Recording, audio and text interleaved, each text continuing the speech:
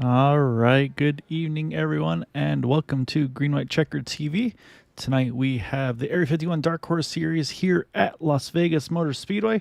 And I say one of my questions already answered. I was a little bit curious and honestly a little worried. I was like, where's our points leader Bruno Miranda? But he just popped in here in the chat, wishing everybody good luck and that he will be back next race. So I say, Bruno, you're probably just doing your competition a favor, keeping the points closer for him. But hope you're doing well, and definitely look forward to seeing you back out on track here soon. But for tonight, we have a 125 lap race here tonight at the Las Vegas Motor Speedway. As always, with this Area 51 Dark Horse series, it will be 0 green white checkered attempts, 1 faster pair available for the drivers. And then so say fuel window I was hearing is in the 40ish, low 40s range, so might be right on the edge of a 2-stopper if you can save just a little bit of fuel. I think 42 laps will be the magic number to get to that 2-stop window. So I'll have to wait and see how the strategy goes. But before we get to all of that, let's go ahead and pull up our points because again, we're getting towards the later half of the season. And as I mentioned, Bruno Miranda, our points leader. I also mentioned they do have this now 2 drop weeks available with some of the issues we had during one of the build weeks. Let's say a few drivers were unable to make the races. And so basically the fairest way we could do it was to add a drop week for some drivers. And so right now, though, Bruno Miranda with a 45-point lead over Nick DeGroot, 47 over Chris Stouffer. So a really good battle there for second and third, and also a really good battle from fourth there as well. You got Eric Schaus, Craig Forsyth, Alan Morera, Yari Brupacher, all within about 14 points of one another. So a really good battle there from fourth all the way back to seventh on that one. So it'll be fun to see how that all goes. But like I said, right now, these drivers putting down their qualifying laps for tonight's event. And then the other thing to mention is it's the same as all the other races. What we will be doing is with, again, the generous donations from 4D Raceware, we'll be doing a raffle for drivers that have run 10 of the 12 races. Will be eligible for a pair of gloves courtesy of 4D Raceware. So again, really want to thank Jim Herrick and everybody involved there for making that happen. And it'll be really fun. I'd say last season, the season champion got racing boots.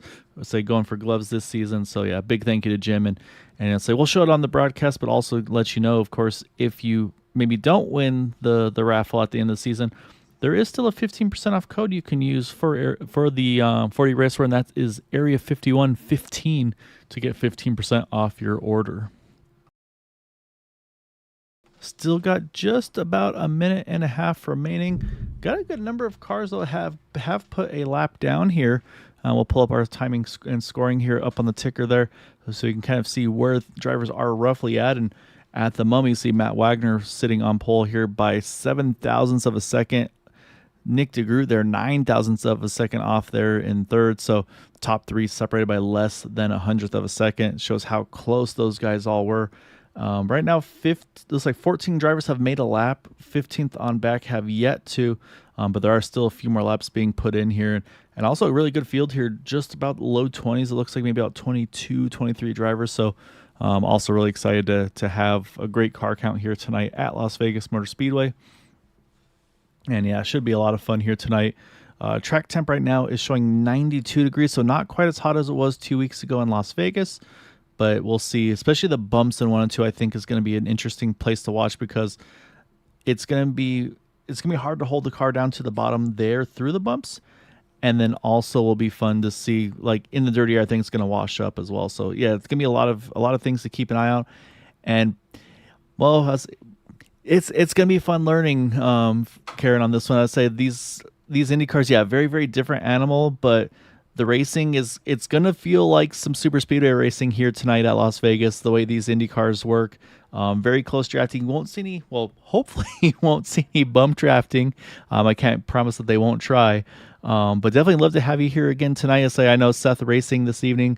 And I love to see it. Love to see the extra, just wanting to participate. And yeah, Seth's definitely one of those that is been very dedicated to the Area 51 League altogether. So definitely appreciate all of his time and effort and dedication. So with that, qualifying has just completed.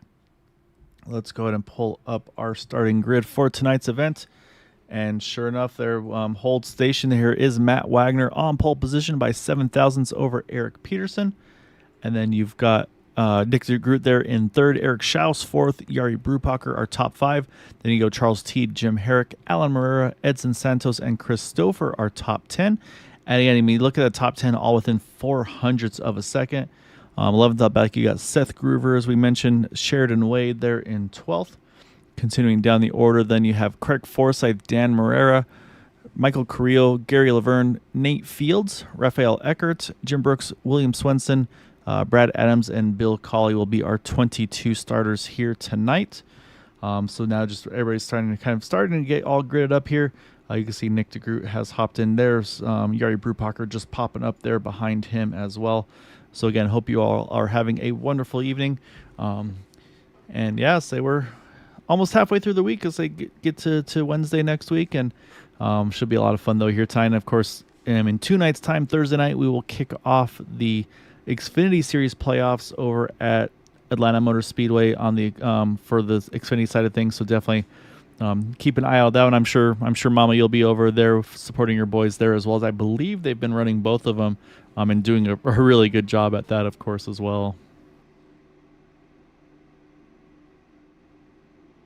All right, waiting for a few more cars to hop in. Matt Wagner just popping in grid. I haven't seen Edson Santos jump in yet. Hopefully we'll see that car. There he is. Pops in right at the last moment before these drivers are going to start to roll off for the pace lap. You can see the Mustang pace car is going to be our going to roll this field off here in just a moment. As you'll see, up there they go, starting to roll as of now. So again, 125 laps here, fuel window in the low 40s. So again, I believe drivers can make it on a 2-stop strategy pending it going green. Of course, caution coming out will change a lot of strategies here tonight. And also, of course, these Indy cars, very, very difficult to get on off of pit road here. A lot of adjustments needing to be made. So it'll be fun to see how they adjust and how they kind of react and make those changes. And of course, also just clean air versus dirty air. What adjustments do you need to make to get this car as good as you can through? So going to be a lot of fun to see how this one unfolds. But up front, though, it's going to be Matt Wagner, Eric Peterson up front. And again, we'll have to keep an eye out the championship battle. Right now, Nick DeGroot, one of the highest qualifiers there in third for the top 3 in the points. A little further back is Christopher in ninth, but well, again, there's still going to be a lot of racing. And you're going to see a lot of comers and goers, especially just basing on kind of, we'll see again tire wear and where these drivers are going to run. I expect to see a Jim Brooks, for instance. Obviously a little biased since he's my dad, but I expect him to be rim riding. He likes to run the top side if it's available. So we'll have to keep an eye out for him as well, see what lanes he runs. And of course, just everybody's going to be running where there's a little bit of clean air. So that's going to be the key here tonight. So pace car's about to make that sharp left head off the racing surface. It's going to hand it over to that number 6 of Matt Wagner on the inside, Eric Peterson to his outside. And we are going to get going here. We are down and away, 125 laps here, underway here at Las Vegas.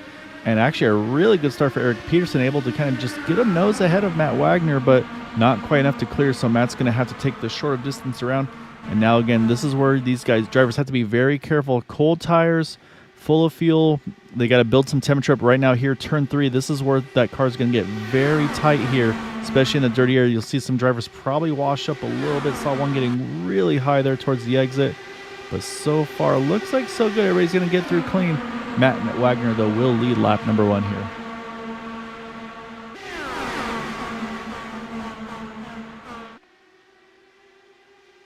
And so again, I mean, just look at these cars, how just everybody's sorting everywhere, trying to figure out where to position themselves. Right now, it still stays Matt Wagner holding that inside line pretty strong. That 36 Eric Peterson trying to work the outside lane. It looks like Nick DeGroot pretty content right now to just roll the bottom here, run that white line here. Again, that's going to be the bumpier part of the track, but looks like it's going pretty well. But right now, Matt Wagner, he's got the best view out the back. No pressure at the moment behind. I mean, look at these guys. It looks like they're 3+ wide there behind down the straightaways. Then they try to get themselves organized through the turns. But again, though, they have to really make some adjustments here to figure out how to get through that dirty air. And of course, with these cars, very sensitive to changes in the banking. So there's going to be times where you see these guys, they might accidentally straddle the white line on the tri-oval. That is going to make these cars extremely loose, and we probably will see a car or two, unfortunately, catch that white line and go for a bit of a spin. So hopefully it doesn't happen, but again, kind of it's just, I feel like it's gonna be harder to avoid just the way these cars are. But right now, though, everybody's done a pretty good job early on. Right now, Craig Forsyth appears to be our highest climber. He's jumped 5 spots up into the top 10. Now looking at just around 6, maybe even 7 here. Looks like that high side working very well so far for these guys trying to work their way forward. One of his teammates there, Jim Herrick, in the 40 racework machine, rolling up now into second.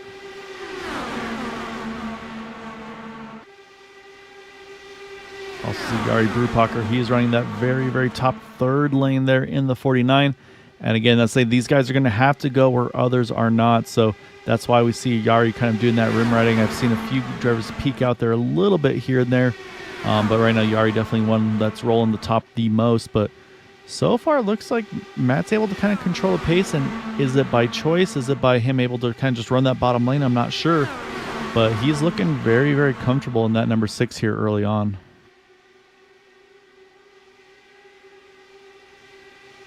These guys looking like they're running about 220 mile an hour pace laps down the backstretch, running 2x2.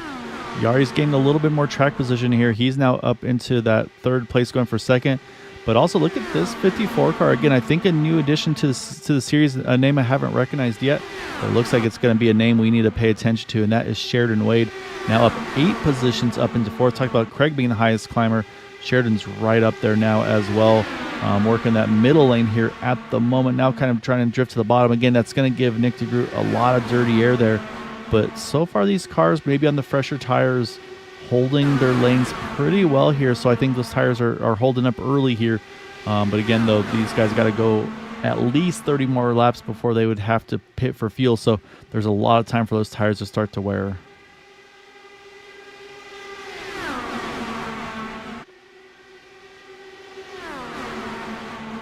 I gotta keep mom happy. Peek in on Seth Groover there. He is in that orange and black machine on the outside lane. He's up 4 spots currently in the 7th spot. He's got the 72 Eric Schaus right behind him in front, I believe. Trying to catch. Oh, that's Edson Santos in the 20. Unfortunately, Edson missed 2 weeks ago. Missed the race just because of the time zone changes. So he got here just a little bit too late. So definitely hated to see Edson miss it, but he's definitely back here strong, and obviously his teammate did a great job 2 weeks ago. The last race getting the win, and we just saw a little quick blink there for Eric Peterson. Looks like he's settled back in, but always got to be careful for some connection issues. But here comes Sheridan Wade, though. Look at this, running for the top side here, trying to see if they can get to the outside of Matt Wagner. Going to try to get to the point. Right now, just can't quite get alongside here, but this is the first driver to try to really keep Matt honest here in that number 6. And again, look how well holding the bottom. Now he's actually going to jump to the inside here. And this, I think, could be the first lead change. And again, really good work here by Sheridan. Now 11 positions gained to take the lead here, and will lead here coming to lap number 13. Bringing Seth Groover along now as well. Seth's now worked his way up into that top 6, working actually top 5 now. Looking under Yari Brupacher, possibly under Matt Wagner there as well. Looking to, it looks like actually going to grab the top 3 here. So maybe some of that super speedway racing prowess is working well for Seth. And yeah, no, definitely glad. So if you see a bright orange and black car, that's Seth. And I think not too many orange and black cars, so it should be pretty good to be able to spot him over the course of the race. But yeah, right now doing a great job. And now we're even trying to work to get to that top 2. And is going to get some really good draft here off of Sheridan. Is showing second at the moment. But man, yeah, really good run here for Seth as well. Again, for getting kind of new to this and going after it.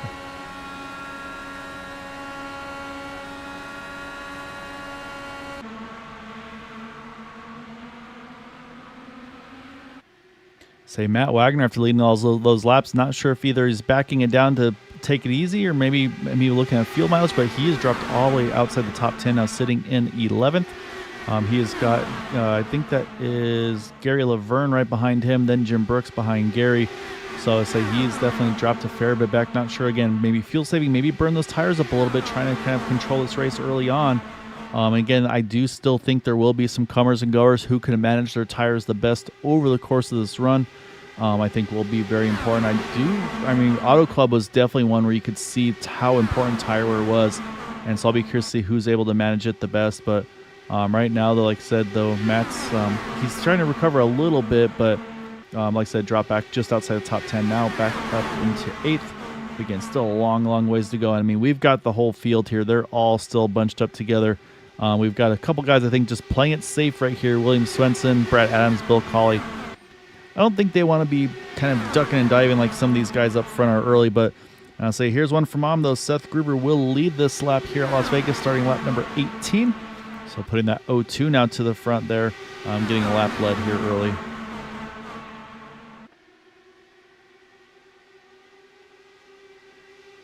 Yeah, I see again a little connection hiccup there for the little tight there in entry, but able to hold on to it. But yeah, watching Eric Peterson again, a little bit of a hiccup there on the connection side that always makes drivers a little nervous behind. But it looks like it's usually just quick little ones, and so it's when it gets really bad that admins might chime in and say, "Hey, okay, let's go ahead and make some adjustments." But let's go right here once again here. Let's look off the back of Seth. There goes Sheridan working the top side here, going into 3, and again a little tight on the entry there, and you could see just how just uncomfortable that car got there. And oh, there's Craig Forsyth going down into the grass. We talked about that. I think he is going to hang onto it. Oh, just a little kiss to the outside wall. But it looks like the only car involved, and I think we'll be able to get away without a fast prep. That does bring our first yellow out. Let's go back see what exactly happened to Craig, as he was right around the top 10.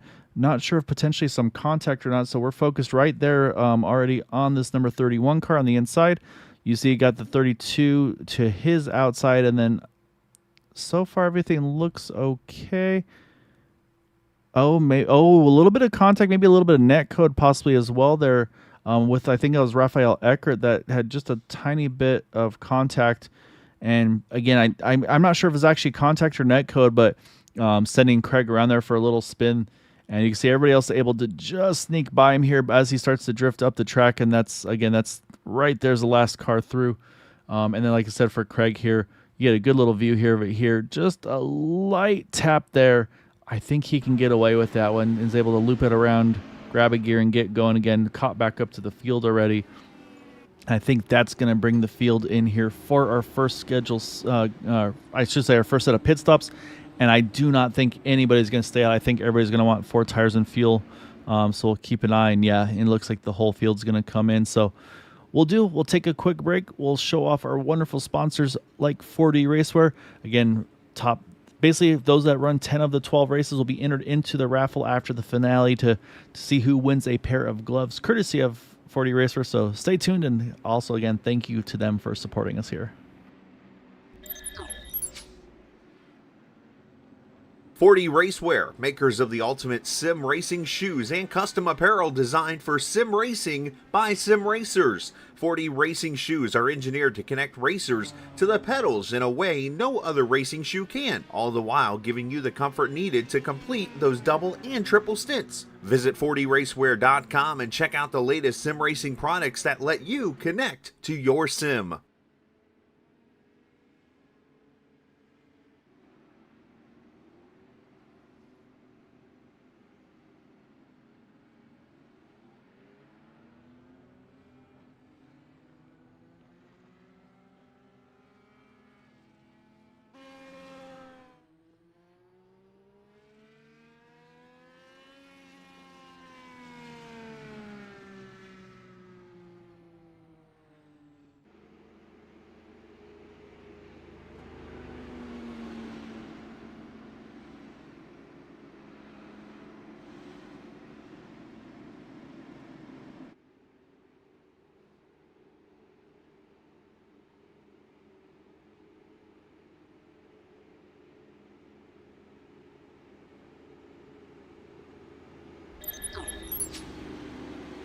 All right, as you can see, lights are off of the pace car.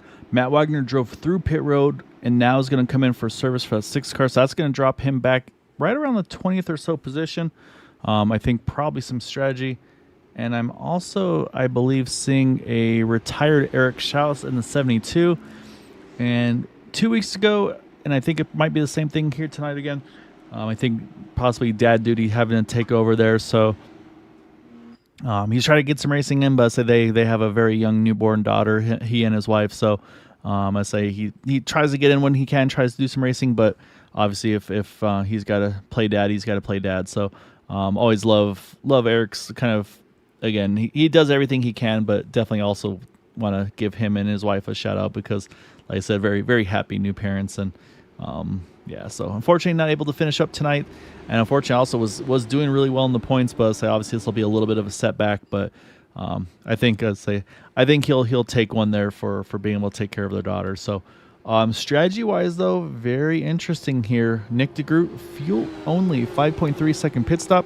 Sheridan Wade, everybody else 7 to 8 second stops. That's a 4 tire stop for those drivers. So that said, though, Nick DeGroot has control. We'll hop on board with that factory-backed machine. As he is down and away, you always look towards the back, watch for those stack-ups, and so far, it looks like a little hiccup a little further back, but I think everybody's going to get through okay. I don't see any flying wings or anything like that, so I think that's job one here done on this restart. Again, Craig Forsyth, unfortunately, shotgun on the field here in 21st, but also a lengthy pit stop, so I think there was some damage repairs to be done to the 99, but hopefully it'll be okay. But right now we've got a pretty solid top 2 breakaway, and again, this is old tires versus new, so I'm going to be interested to see, do tires make a difference here after about 20 laps of green flag running. Will be a really interesting scene. Actually, Eric Shaw's rolling back out on track, so maybe something else going on there for him, but he's back on track, so hopefully able to get some luck. And I think right now we'll be showing, I believe, 2 laps down at the moment in that number 72 car. But again, right now the only car lap down, so actually showing 3 down, I apologize. But again, a lot of racing to go, so, and the only car a lap or more down, so would be eligible for that waiver on free pass. But right now we've got a pretty good fight here for the lead again, and I think right now you see Nick DeGroot, I think he's showing his plan here. He's going to keep that, try to keep that cleaner and just live on that bottom lane, make him pass him on the outside. We've seen a few drivers try to hold the bottom, but haven't had the luck to do so. So we'll see if maybe he can make some adjustments to keep that thing a little happier. But right now, though, and actually looks like Eric back to pit road, so maybe back to dad duties. So maybe I'll try to pull him up and see if he's around. If we can pull him in and have some chatting. See how the dad life's going. And but yeah, I know his wife used to like to watch and be able to join on the broadcast, but she's gotten really busy with work too. So right now, though, still so far, Nick DeGroot able to hang on to that inside lane. And again, we're kind of back to those 200+ mile-an-hour pace laps at the moment. So right now, it's Nick still holding that bottom, but Seth thought about going to that middle lane. I think he's rolling out of it just a tiny bit. And now you look at Eric Peterson. Eric's going to try to creep into the mix here as well in that 36 machine. Again, Eric qualified second, currently now back up into second. I don't think he has led a lap yet. But again, with the little network hiccups though, but still doing a great job here early. And it looks like Eric rolling back out onto track, but so based on that, won't bother him. Let him keep racing here as they continue on. A little bit of close contact there. You saw for just a moment there, Seth Greer, Sheridan Wade looked like maybe a little bit of wheel-to-wheel contact, and oh man, Seth is in a tight spot right now. Now able to get, looks like back to 2 wide, but for a moment was middle 3, and that's always a nervous place to be in these things. But someone we haven't chatted about yet and is working their way forward right behind one of their teammates, that is Chris Dofer. Chris, one of those ones that's in that lead, that championship battle, was just a little bit behind Bruno on the points. I think it was also Craig. No, it wasn't Craig. Oh, sorry, Nick DeGroot was the other one. So he needs to try to hold Nick here and try to keep Nick honest. Again, also wants to get that bonus point, but doing really well here following his 4D race for a teammate there, Jim Herrick. Jim now up into that 3rd position, also +6 for him. So good opening stints for these guys here early.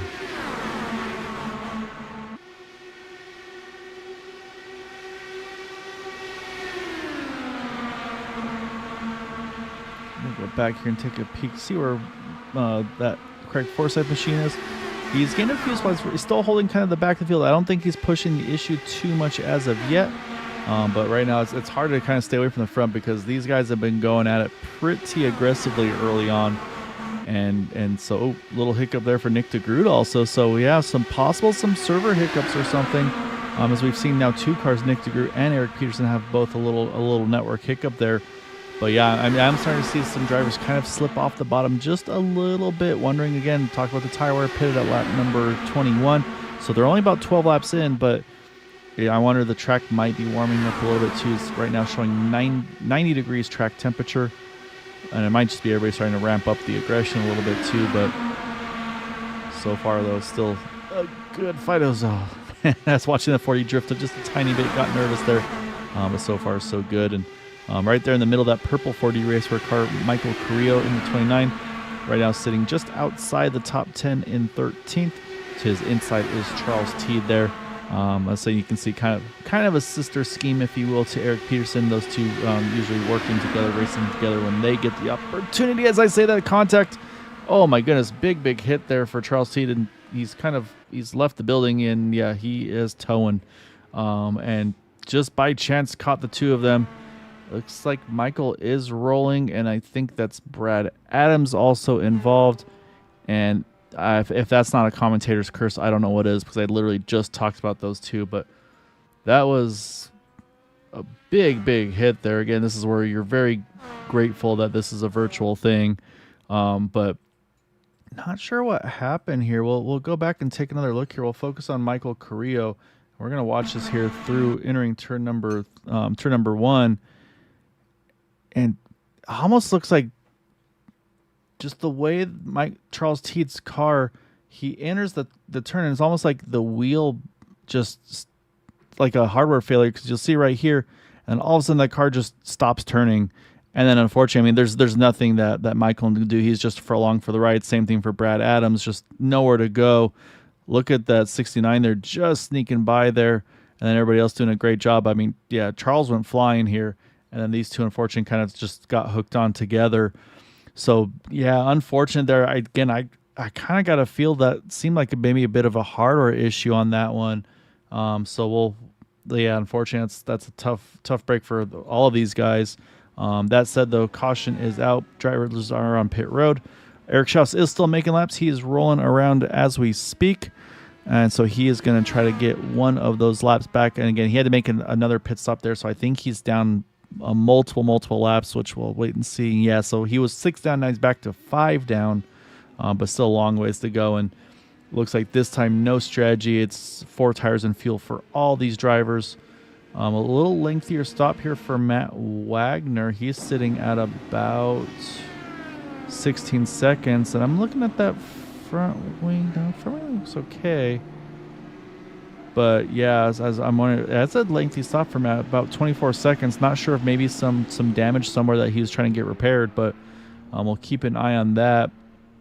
Craig Forsyth, though, he is back up into now the 14th spot. So once again, though, we'll step away for just a moment, and we will come back here on the one to go. I can tell you Michael Carrillo is back out on track, I think, showing also a few laps down. But we'll, as he sees in front of the leader, so should get a wave around here. And actually, this will get him back on the tail end lead lap, so great opportunity for him. And let me make sure we're not going to get the one to go here, because if we do, we'll stay live. If lights stay on, we'll go ahead and step away. But let's wait and see. As they cross the line here, this is going to start lap number 38. So just getting close to approaching that quarter distance, and lights still on. So we'll step away. We'll be right back here again from a shout out from our sponsor here, 4D Racewear.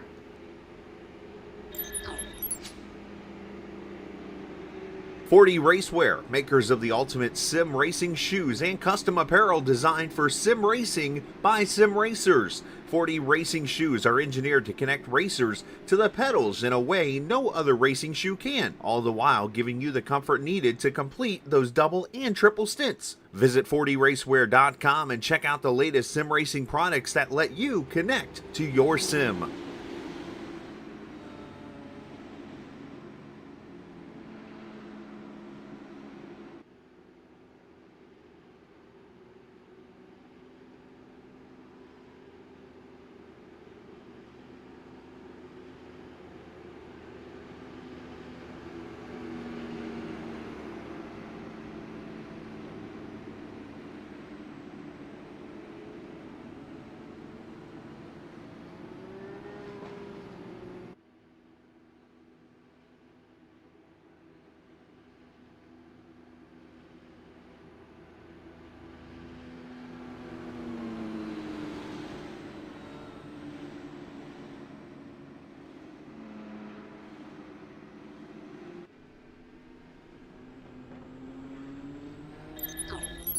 All right, lights are about to go off of the pace car, and I came back because this is getting interesting here.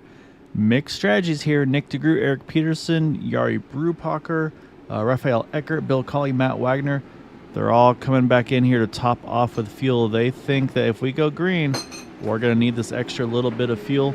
However, Sheridan Wade, Seth Gruber, pretty much from our leader down to William Swenson, they all stay out here. So this will be interesting to see. Again, it all depends on how this run plays out. If we stay green to the end, if we get a timely caution or untimely caution, this definitely puts some pit strategy into things. And I'm curious here. We'll get things going, but I am gonna probably drag Eric Schuss because he's back on pit road again, and I feel like he's just kind of bouncing back and forth. I don't know if it's dad or what's going on, or maybe trying to get some settings squared away, but I'll say back on pit road here again, that 72. So maybe we'll grab him, see if he wants to chat a little bit in a little while.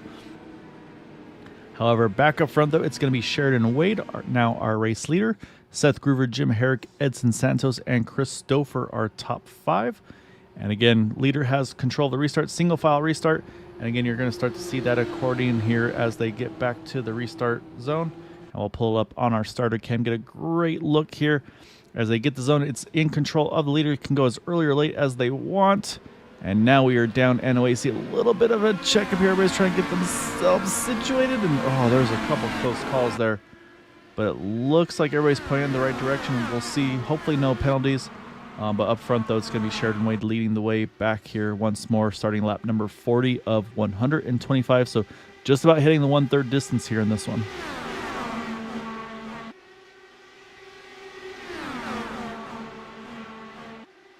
Christopher wasting no time, jumping to the outside. Seth Gruber saw it, said, I got to get up here too. And so Seth's going to now try to lead that outside line. But right now, with the fresh tires and everything, I think that right now Sheridan Wade probably in a good spot here on the inside line. So we'll keep an eye. But right now, they're starting to get pretty tight once more. And it's starting to become a little bit of a 40 raceware party right now. You got the 40, the 13, and the 26. Dan Marrera, he's joining the mix now as well there. He's in that silver car behind Jim Herrick. And everybody's starting to bunch themselves right back up together. And that's how these restarts go in the Indy cars. The leaders will get a bit of a breakaway, but big move there to the top there. That's, I believe, Chris Stouffer got a big run here. And this is where we saw earlier Seth was 3 wide and things got a little dicey, but they get back to 2 wide racing. But yeah, say everybody kind of runs away for a little bit, and then the draft brings everybody right back into the mix. And usually about 1.5 seconds is kind of the magic number where you start to sniff that draft. And so, yeah, so that's where things are at the moment. And I can tell you Charles Teed is back out on track, as is Brad Adams. There's Brad Adams. Unfortunately, both those drivers had to take a tow, so I believe they're both sitting 2 laps down as they run. So right now, that will be the lucky dog battles between those 2 drivers. And right now, it is in the hands of Charles Teed. But right now, let's say we've gotten back to that 2x2 racing. And with as tight packed as these drivers are, I mean, again, we talked about the drivers that topped off right now. Eric Peterson's the furthest up of those that did top off on that one to go. And when you're in a pack like this, we'll hop on the roll bar here. Unfortunately, we don't get to see all the settings that they're actually using, but there are fuel maps, and this will be a good one for you, Karen, is there's a lot of adjustability in these Indy cars. So even though it's a fixed setup league, you can change your fuel maps. You can adjust your weight jacker, which kind of makes the car lighter or tighter or looser all in general. And then there's also a front and rear ARB, which is an adjustable roll bar that you can also adjust to kind of change the balance of these cars. And so that is definitely something that a lot of these drivers might be playing with. Oh my goodness, that's so close there between Jim Herrick and Seth Gruver. But yeah, so there's a lot of adjustability in these cars that you can make based on traffic, based on pit road entry, pit road exit. Or again, if you're in a big pack like this and you want to save fuel, you can adjust your fuel map. And so map 1 is full rich, map 5 is full lean, 6 and 7 are more road course maps. So instead of it being like a linear flat curve, it's a bit more of like almost like an S shape. So just makes the power a little more gradual while still giving full output. Then there's also a map 8, which is the caution map, which you're not able to hold full speed. And so sometimes you'll see drivers forget to switch from a map 8 to a map 1. and they get a really, really slow restart, and that's because they forgot to adjust that dial. So a lot of adjustments you can make in these cars. I've definitely been one guilty of forgetting to take it off of map 8. But yeah, right now these guys, again, a lot of activity going on, and like I said, right now you kind of got a 40 racewear party lined up here behind Sheridan Wade. And like I said, Craig Forsyth starting to creep back into the mix here, just outside, actually just inside, I should say, now the top 10. But now at the moment, highest climber is this green. I think these two have been pretty much lockstep with each other here. That's Gary Laverne, Jim Brooks. They have pretty much been running the outside line, and slowly but surely they've been moving forward lap by lap and run by run. And so now both these drivers sitting just inside the top 10, but seems like both those green cars have been pretty much committed to that second and third lane. So it'll be fun to see how their race continues to progress here. But again, talk about the fuel mileage situation. Very good possibility that some of these drivers, and I think honestly a lot of these drivers, I think are in fuel save mode. Again, we pitted at lap 36. Some top at 38. I talked about lap 42 being that magic number to pit to split the race in thirds. And now I think these guys are thinking, you know what? We could say if we go a little further than 42 laps, we can make this race to the end on one more stop pending any cautions. So we'll have to wait and see how all that goes. But again, so far we haven't had a green flag pit stop. So we'll see if that changes as this race progresses. So far track temperature is still holding steady at 90 degrees. However, I do need to mention, though, there is some significant wind here. It's right now 17 miles an hour from the northwest.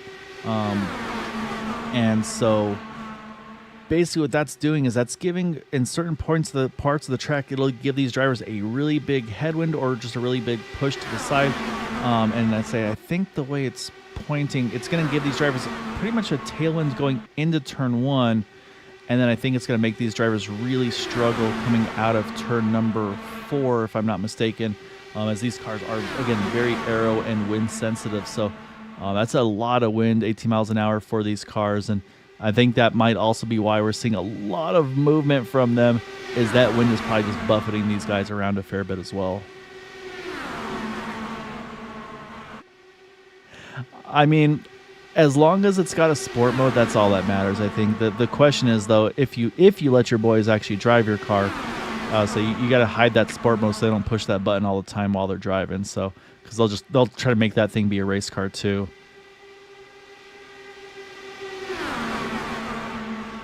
But yeah, no, these cars are definitely very, very technologically advanced. A lot of buttons and knobs, and honestly, there's times when I get to race these, it's a little overwhelming for me too. Where it's like, wait, what do I want to change this to? What do I do now? And that's what makes some of these really good drivers just that much better. Kind of puts them just that little bit over the top from the other drivers, is they can make those little tiny adjustments. I know a common one is for pit road entry. We mentioned the weight jacker. So the further forward you put the weight jacker, the looser the car will feel. The further back you put it, it actually kind of frees the car up. And so you'll see a lot of drivers, what they'll do is they'll move their weight jacker all the way to the back when it's time for pit stops to try to make sure that car doesn't get loose on them, because again, these cars are very, very sensitive to the change in banking. And so when you're going from the 20 plus degree banking to flat, it's a very, very difficult thing to do. So that's where these adjustments come into play. But again, we're not at that point yet. Pitted on lap 36 to 38. Talked about, again, about 40 or so laps. So windows should open. I'm going to say probably for these guys, the way some of them have been saving, I'm going to say the earliest drivers will be pitting probably just before lap 80. And then I think there's going to be a lot of drivers, again, going for that magic number of probably about 84 to, again, try to get to that splitting the race in third by pitting at 42, 84, and then being able to make it to then that 125 mark. But right now, thought I heard a little bit of, nope, looks like everybody's good. But yeah, no, looks like everybody's just kind of cruise control. And here's one that I can't see it on the screen, but I would be almost willing to put money on Nick DeGroot is full fuel save in this number 89 car, because he likes to be up front and going after these races. But I think he's thinking big picture. He's thinking strategy here. Also probably thinking, I got to keep this car safe because it's gotten wild here a few times. And so I think Nick is going to be one of those drivers that probably pits some of the latest of anybody. But at the same time, though, if you're in a spot right now where, and actually I got to give a shout out here as well. We've been talking about Sheridan Wade all this time. I say it looks like a teammate here, and that is Nate Fields.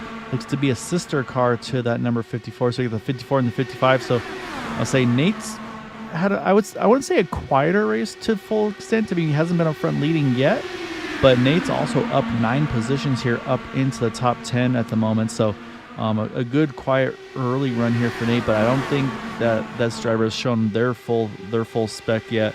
And yeah, you can kind of see almost a reverse scheme from that 55 to the 54. So always love the originality that these drivers have, and just working with teammates like we saw the similarities.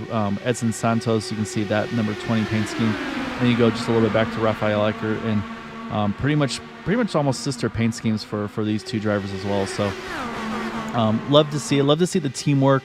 Mentioned Charles Teed and Eric Peterson similar as well in theirs. So yeah, so really cool to see.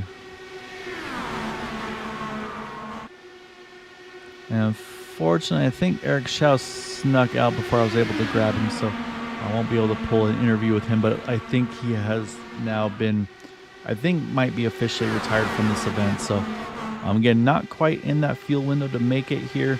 So say we'll still have a little bit ways to go here. They've gone about 30, just under 30 laps since they last pitted. So again, talk about that fuel window being probably in the low 40s, but again, the way some of these drivers are racing, I think probably also able to go a little further as we just crossed the halfway point in this. So now down to 62 laps remaining as it still continues to be Sheridan Wade leading the way. Seth Gruber, Jim Herrick, Gary Laverne, Dan Marrero right now showing as our top 5 drivers.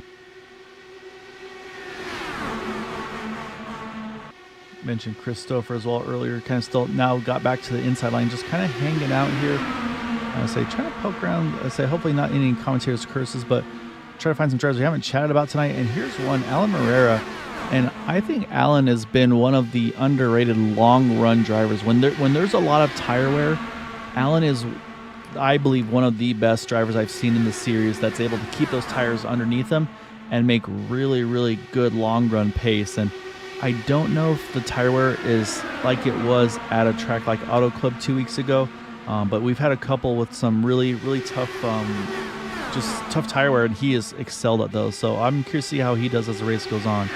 And as for your push to pass question, not in the ovals, but yes, there is a push to pass that they do use at the road course races. However, with Area 51, we're primarily an oval league. I think they had one road course race this season, and in those races, yes, there is, I believe they have 10 push to passes that they can use over the course of a race. And so yeah, it gives you a little bit of extra power, and you can use it on offense, you can use it on defense, however you want to use it. And so it's also fun to see the strategies at certain tracks, where you use it, when you use it, like maybe coming to a pit stop, coming out of a pit stop, and of course the closing laps of the race. You can definitely get aggressive with those. But I'm starting to see these drivers look a little less comfortable on the handling of these cars. You see Jim Herrick now, he's made his way to the point. And so we've got a bit of a 4D train now on the bottom. You see Jim Herrick there, we're looking at the back of his car. Right behind is Dan Marrera. And then Christopher in that 13 also rolling the bottom side here. So right now these three have done a good job. They've been pretty comfortable running the bottom. And now that's moved Sheridan Wade to the top. And again, though, Sheridan's led a lot of laps in this one. So again, talk about fuel mileage, even now running the outside lane, but again, still in the clean air. So that means that car has not really probably been able to do much, if any, fuel saving.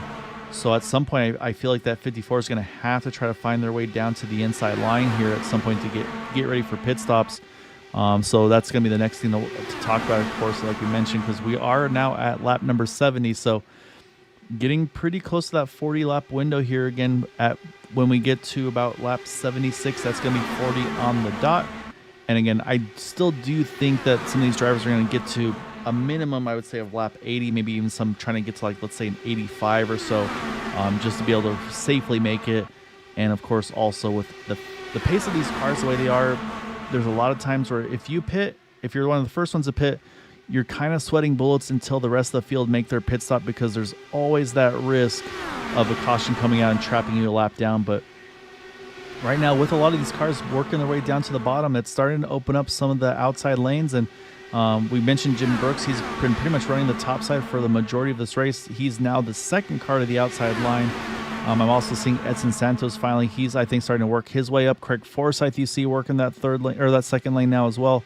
So at some point here, I think a big squeeze there by Sheridan Wade. I think Sheridan wants to get to the bottom, and I think, oh, contact Jim Brooks in the wall. Caution is going to come out. Multiple cars involved, and I don't know if that was maybe a situation where they felt like they had to pit or get to the bottom. We see Matt Wagner, heavy damage to his number 6 machine. Jim Brooks involved. Unfortunately, Seth Gruber as well. So caution is out at 53 to go. Seth's going to try to limp this thing back to the pit stall to get service done. But this happened at the absolute front of the field here. Let's go back. We'll take another look here, and we're going to focus initially, I believe, on that number 54 machine of Sheridan Wade, because to me that's where things kind of got a little dicey here. And it really seems to me like at some point they're trying to get to the bottom, but again, we'll kind of see here, because it seems like they start to slow fairly abruptly, and actually it looks like just a little bit of really bad net code, and unfortunately that's what actually puts Jim Brooks in the wall. There was a lot of room, but I'm looking in the back of the look at Seth Gruber. I think Seth was slowing down to hit pit road. I think Sheridan Wade was maybe saying, I gotta pit, I gotta get to the bottom, and I think that's what we might have seen here. So, and Seth already showing some damage from this one too. Let me go back a little bit further, see the damage that Seth gets, where that comes from. Oh, it's right there at the very last bit here. And I think that is this. Oh, there's where Matt Wagner hits Jim. And then that's where, right there, Raphael Eckert gets a piece of it as well. So that's unfortunate where these three cars all get their damage from. Oh, man, Yari Brubacher just sneaks by, then has to do a little bit of off-roading through the grass and is just able to hang on to it. So we'll jump back live. Unfortunately, I'd say a lot of drivers caught up in that one. Everybody did hit pit road here under that caution. So we'll step away for a quick moment, and then we'll come back here in just a moment. So stay tuned.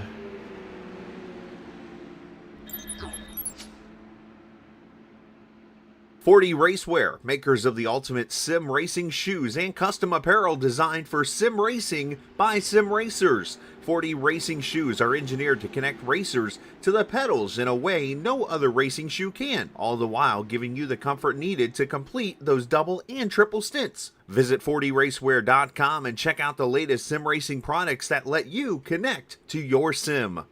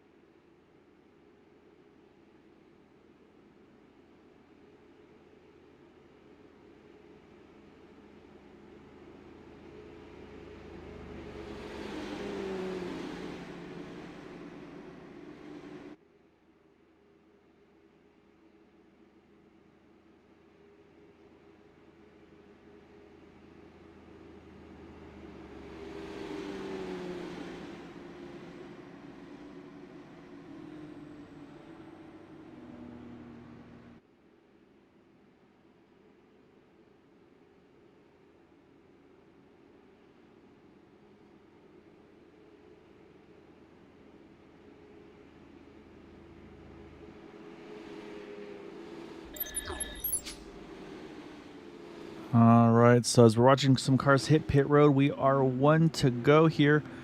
Jim Herrick's going to take over as our race leader. And then say again, some teammates behind Christopher, Dan Morera will be our top 3. And then from Eric Peterson on back from 13th, all of these drivers topping off here on the 1 to go. I can tell you that Jim Brooks able to get back on track, use a fast pair, stand the lead lap. Same for Seth Groover, and I believe the same for Matt Wagner as well. So all of those drivers able to stand the lead lap and still be in contention. Charles Teed, I believe, got one of his laps back. So I believe Charles may now be sitting at 1 lap down. I'll wait for the timing and scoring to update. Wait for the ticker to go through.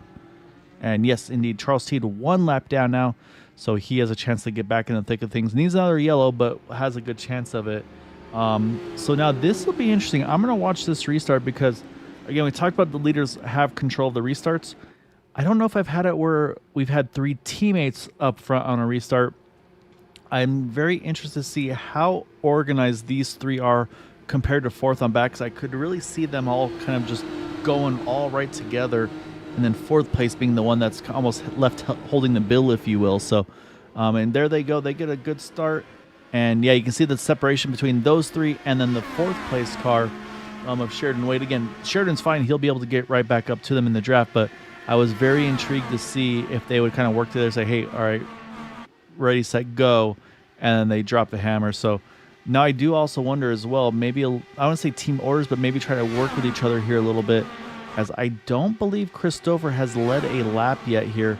So if Chris can stay just a nose ahead here at the line, he will. That gives a bonus point to Christopher. Get a lap led here in that number 13 machine. And you can see right away, look how quickly that 54 is right back on the scene here, right behind him. And again, now we restarted this thing with, I believe it was 50 to go on the dot. Can anybody go 50 laps on fuel? Eric Peterson was the first to the first to top off at the moment right now. He sits right now in the 13th position. But I wonder, can some of these drivers maybe back in this main pack who didn't top off, maybe they can also do the same and just be able to save here. So when I think fuel saving, I think this man right here, Craig Forsyth. But at the same time, excuse me, I'm having a hard time staying focused on him because this battle right here is really getting pretty aggressive here. Sheridan's really trying to work this 3rd lane here, but right now just doesn't have anywhere to take it. And honestly, I think, yeah, right now Christopher is going to have to kind of just play, I wouldn't say defense, but make sure he holds that seam that you see him kind of straddling right there, because if he drifts up too high, that's going to give Sheridan an opportunity to try to cut in between himself. Oh, saw Seth Gruber there, have just a moment there. I think some close racing with him and some of the other drivers. But I was saying, we talked about some of the drivers involved in that incident. Jim Brooks right back into the thick of things, working already back into the top 10, now down to the inside line. Also, he mentioned there's Seth Gruber, also in the top 10. And then the other car involved Matt Wagner. I think Matt's kind of doing, actually Matt's a little further back than I'd like him to be, but still in the draft, but not doing as well as I hoped there. So we'll have to keep an eye on Matt, see if he can get back into that draft, because he fell off a fair bit there. But yeah, right now though, if I'm Christopher, you gotta hold the 2nd lane, but you gotta try to hold it not tight, but just enough to prevent that car from cutting into the middle, in between you and, at this point right now, Jim Herrick. So there's a little bit of strategy, a little bit of play that you have to do here. And I do think right now, I mean, I'm looking at the gap that Edson Santos has on that 3rd car on the inside. I think Edson might be doing a little bit of fuel saving as well in that number 20 machine. So we saw Jim, he pushed really hard. He got to the inside, and now he's kind of settled in as well. We see the gap between he and Craig Forsyth. I think there's definitely kind of a two-bird approach here, where some are saying, you know what, I'm just going to go full at it, hold my track position, see if I can, and then if we get a caution, I'll pit, get the fields in, or maybe that caution laps, maybe that'll be enough to get me to the end. Whereas some of these other guys say, hey, if we go green to the end, I want to save fuel now, and I want to make sure that way I can make it to the end if we don't get a yellow. So I think those are the 2 trains of thought we're seeing right now. And again, I mean, it's busy. Like I say, you see just in the corner there's that number 13 car, and then you'll see some momentum shift here and there, and that's where the 54 starts right there. Look at how big the draft is there. as Christopher was just a nose ahead, gets a little bit ahead through the straightaway, and then the shorter distance kind of goes back and prevails. But oh man, I mean, and look at Seth. Seth is right back in the thick of things here, and kind of doing what he does on the super speedway side, trying to run that third lane if he can. But again, these cars, you don't draft like you do in the super speedway cars, and we haven't seen a lot of the swap draft, which I'll do another teaching moment here for you, Karen. So obviously in the super speedway racing with the trucks and the Xfinity cars, you lock bumpers, you push, and you go faster. You see what these cars look like. You try to push a car, you're going to have a bad time basically. And so at the bigger tracks, a very popular way to kind of keep the pace up of the race is to do something called a swap draft, which basically means one car will basically, they almost kind of just slingshot off each other back and forth. As I say that, contact, couple of cars or more cars involved, caution is out, huge wreck on the front stretch, and you can see multiple cars involved. Unfortunately, I think, oh man, we still got one flipping up and over. That, I believe, that's a Benson Hedges car. Oh my goodness, big hits for those guys. I think that is, you see, trying to see if Charles Teed's involved in that one or not. Oh my goodness, big hit there. Caution is back out. Brad Adams had to take a tow. And unfortunately, I think once again, this is, I think, a netcode situation here. I don't think there was any actual contact. We'll take a better look. I'm going to focus around, I believe, I mean, I know, unfortunately, Seth Gruber got a good piece of it, so unfortunately, but we'll watch right here. You see the separation. Oh, again, you saw they got close to each other, but there wasn't, you'll see once the 26 car reacts, how far apart they were. And that in iRacing is called netcode. And unfortunately, that's what causes this one. And you're going to see the 54, he actually just kind of does like a little ramp over the O2. And then from here, there's just nowhere for any of these guys to go. There was Brad Adams that we were talking about. He goes for a wild ride there. Oh, man, that's the 26 of Dan Marrera. He also goes flipping up and over. I see Alan Marrera there in the background, but Brad definitely. Oh, look at Nick DeGroot. Oh, Nick doesn't get through there either. He gets a little bit of nose damage as well. So, but oh man, the 76 car is just a pinball machine. Oh, and then at the very end, you see Eric Peterson, Nick DeGroot. They do make contact there at the end as well. So, and man, Brad Adams is going to be dizzy after this one because that is a lot of bouncing he's doing in that thing. So. Yeah, unfortunately, caution is back out. We'll jump back live here. I believe we have some more strategy, and that is Matt Wagner staying out here. Going to try, I think, get some of that track position back. It looks like Edson Santos on back. These drivers all hit pit road. Looks like some mixed strategy. It looks like fuel only for Edson, Craig, Jim Herrick taking tires, Christopher taking tires. I think Nick DeGroot probably a fast repair and fuel only. Looks like Jim Brooks taking some tires as well. So, yeah, unfortunately, big wreck there. A lot of drivers on pit road. A lot of them had to take a tow. I mentioned Sheridan Wade still sitting on pit road. Seth Gruber. Unfortunately, I think that's probably night done for Seth. Looks like Nate Fields as well sitting on pit road, and then Brad Adams as well, again, with all of that flipping he was doing. So so caution out for that. At this point now, fuel probably out of the question. I think Matt Wagner probably was saving fuel as well in that 6 car, so I think he's probably feeling pretty confident to the end. There are no green-white checkers here, so lap 125 is the final lap of the race. Doesn't matter if it's under green or yellow. I can tell you the 54 just now rolled out of pit road, so I believe that'll put Sheridan, I think, hopefully just the 1 lap down. Waiting to, again, wait for that timing scoring to update here on the left. And also I got to check to see. Looking for Charles T. Yeah, so Sheridan Wade is 1 lap down. I'm trying to also double check for Charles Teed, Yari Brupacher. I think Charles Teed is now back on the lead lap in that number 50 machine. So great break for him. And Yari Brupacher also on the lead lap as well in that. So I think Alan Marrera right now, the first car 1 down in the 21. And then you have Sheridan Wade there, the second.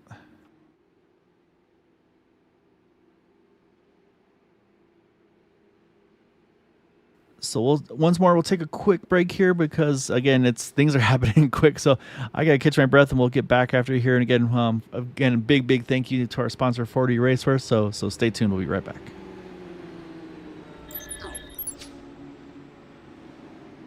40 Racewear, makers of the ultimate sim racing shoes and custom apparel designed for sim racing by sim racers. 40 racing shoes are engineered to connect racers to the pedals in a way no other racing shoe can, all the while giving you the comfort needed to complete those double and triple stints. Visit 40racewear.com and check out the latest sim racing products that let you connect to your sim.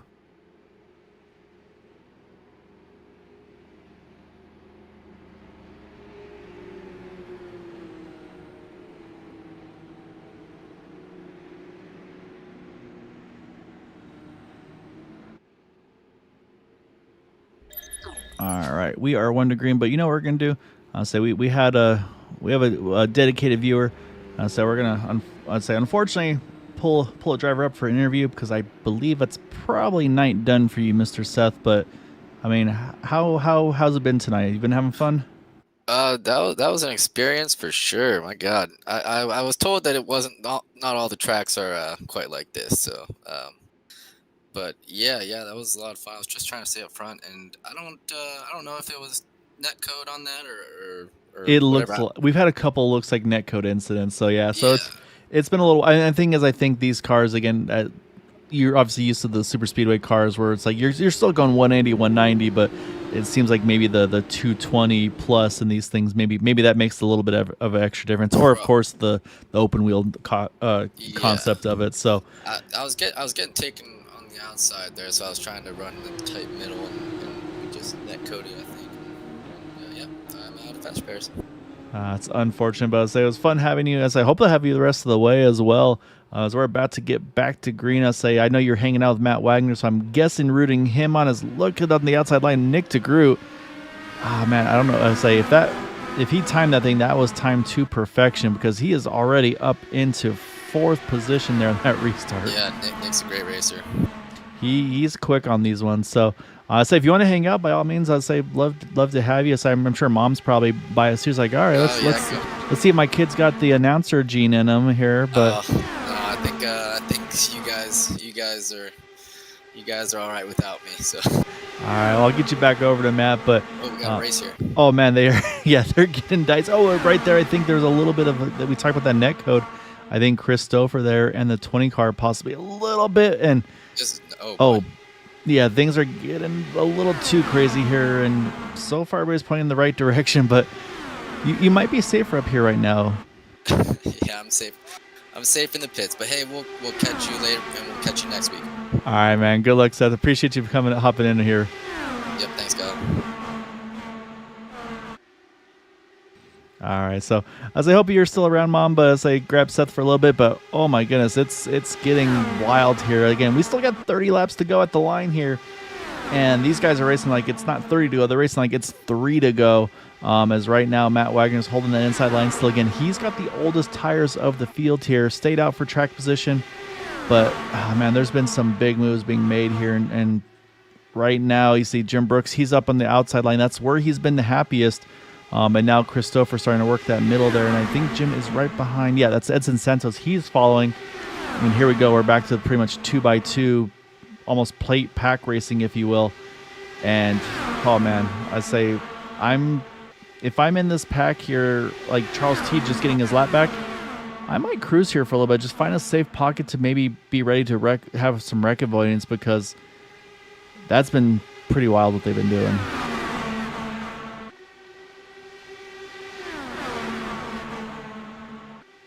So right now, Matt continues to lead the way in that 6. And again, at this point with under 30 to go, Matt's going to try to play kind of bottom feeder here. He's going to try to hold that inside line as best he can. Again, turn 1, turn 2 is very bumpy. As I said, he's got 2 cars up into the wall. I think that is Yari. No, it's not Yari Brew Park. Apologies. Gary Laverne is one of them. And then trying to catch the other there. It may have been... I haven't found the name yet. It's William Swenson. So Gary Laverne is for sure one. Not Alan Morera. It is Sheridan White. I'm sorry, is the other. The 54 and 32 on pit road. but they stayed pointing in the right direction. We stayed green, but not anymore. Big wreck down the backstretch. That is going to bring the caution back out. That is Raphael Eckert going up and over behind him. I think that was Jim Herrick and Michael Carrillo. Great job on the brakes there, William Swenson. That car comes to a complete stop to avoid that one. We've got a number of cars taking toes here. Some trying to limp their way back onto pit road. I just mentioned we stayed green. Definitely weren't staying green on that one. Oh my goodness. Let's go back, see how this all occurred. And once again, let's go here. We'll get, right there, almost contact entering turn number 1 and 2. And then right here, you can see where the contact's about to occur. You see the 40, the 29, and the 064.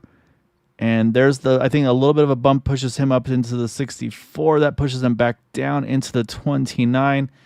And this is going to be an angle here because, oh my goodness, the 64, all these guys going up and over. That's a tough one. And I think one of these guys then does a just massive bounce. And let's say we'll look out the other way because there's still other cars down here. And yeah, there's that bounce. It's Michael Carrillo's higher than the catch fence there. These cars kind of pogoing a little bit, I have to admit. I don't think they'll be bouncing like this in real life. Then watch right here. Watch that number 69 car, William Swenson, thinks he's got it all missed, and then all of a sudden it's like, oh, there's a car here. I got to come to a stop, and is luckily able to get that thing woed down, grab reverse, and then get rolling back out. So we'll jump back live here once more, and we're kind of at the attrition point now on this one. And double check. Oh, I think Charles Teed was involved in this. I'm going to go back because I think there's some more cars involved that I may not have caught here. So let me go a little further back. So I'm going to focus on some of those guys, unfortunately, like a Charles Teed, for instance, here. So I think there was more that happened in the back after this all occurred. And so right here is where it kicks off. And then we're going to kind of just watch some of these drivers further back. You see Charles Teed, he's going to cut it sharp to the left. There's some more contact. Both those cars trying to go for the same real estate to avoid the wreck. And Charles Teed just nowhere to go. You see, Alan Morera as well. He gets into it as well. I saw the 55 car. Oh, yeah, there he goes up and over. And who is that sneaking by there on the inside? That blue car, I believe that could be Bill. It is Bill Cawley.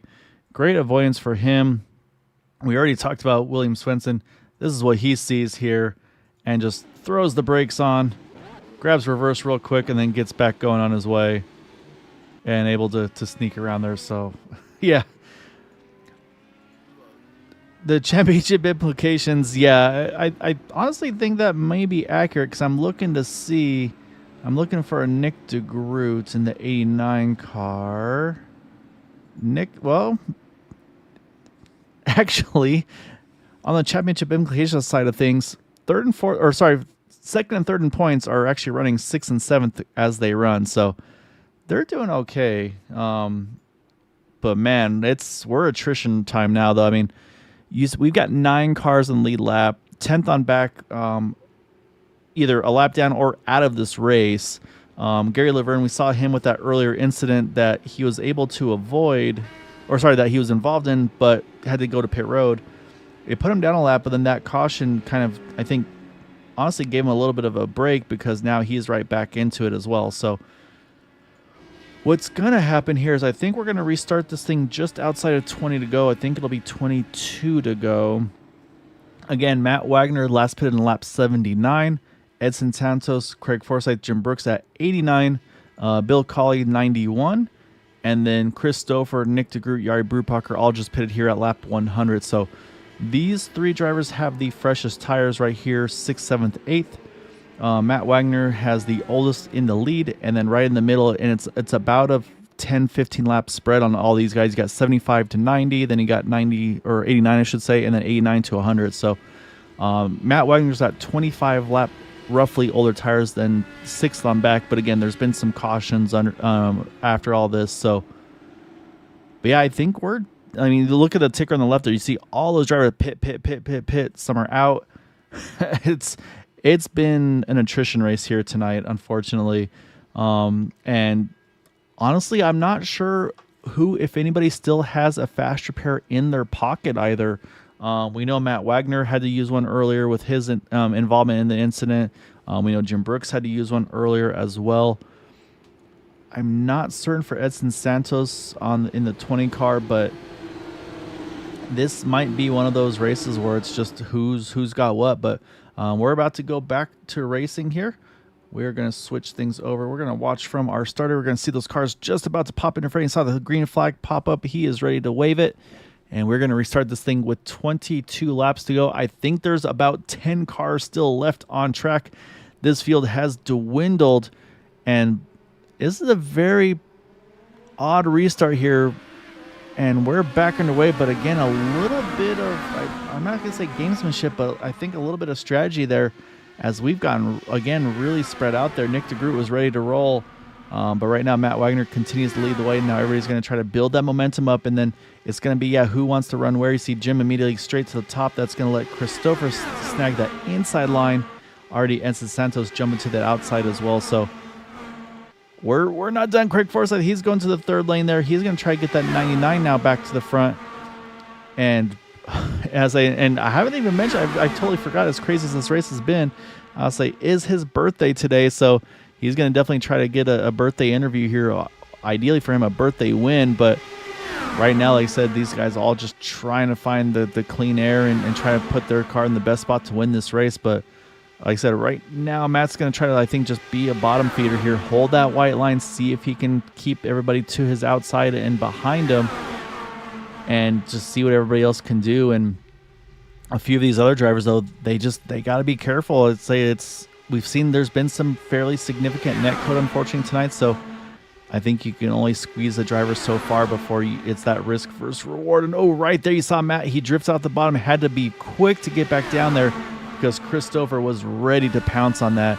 We'll hop on board with Matt Wagner. You see Edson Santos to his outside, and that car is starting to drift off the bottom a little bit more than the others. And again, I think that's the tire wears. You see Yari Brubacher, he's going to run the third lane in the 49. Jim Brooks all over the rear wing of Edson Santos. And Matt's, I don't think, almost contact Craig and Jim there. These guys are hanging on for dear life, and we still got to do this for 18 more laps. There's the contact. Huge hit once more here. Caution back out. Matt Wagner, you can hear him throw the clutch in there. Out in the background, there is Edson Santos somewhere back there. Yari Brubacher. Oh, my goodness. Who else is that in the back there? Christopher. That is a championship implications situation, and that car is missing everything. Rear wing, front wing, right front tire. Oh, my goodness. And again, I think it was just an unfortunate netcode situation here with these guys. I think just a little bit. They were tight on each other. Don't get me wrong, and I think this is coming to turn 4. So I think we got to go a little further here. So we'll pick up the pace, and we'll take a look here as we go through 1 and 2. But again, these guys are right there. You see the 51.9 almost make contact. And then this is where the contact is going to occur. So we'll slow it right back down here. You see the 9, he does drift up a little bit. That's the wrong angle. But I really don't know if there was actual contact here or not. Again, I think, unfortunately, just a little bit of net code. Well, this will be a better angle. And I don't think they actually touch. They're very close. And here they do. And you see there's the 99. He gets a bit of a hop. And then we talked about net code. Something's being good, something's being bad. Huge break for Jim Brooks because he's in it. Look at Nick DeGroot as well. I think they're just... and then a little bit of contact for... I think that was Gary Laverne also getting a piece of it. So unfortunately, more drivers caught up in this one. Edson's back here. He's going up and over. We're talking about those pogos that these cars become at times. Yari Brubacher also caught up in this one once more. So we talked about there being 10 cars on track. We might be chopping that number down to about 5 now, as Edson's trying to get that thing into pit road to get service. But same thing. That car is also just missing everything, it seems like. We'll jump back up to our leaders here. And yeah, here's the cars that are on track. There's one. I apologize. There's one more coming back. Sheridan Wade's making his way back up in here. But yeah, we've got Matt Wagner, Jim Brooks, Craig Forsyth, Bill Colley's now up into the top 5. Nick DeGroot, and then William Swenson. Yari Brupacher, I think, took a fast repair. He's back into it. And then Sheridan Wade. So we have 8 cars still remaining on track after all of this is going on. We're going to restart this thing just outside of 10 to go. So I'm going to, again, catch my breath here for a moment as this has been a wild one. So we'll be right back, and we'll be back here for the restart.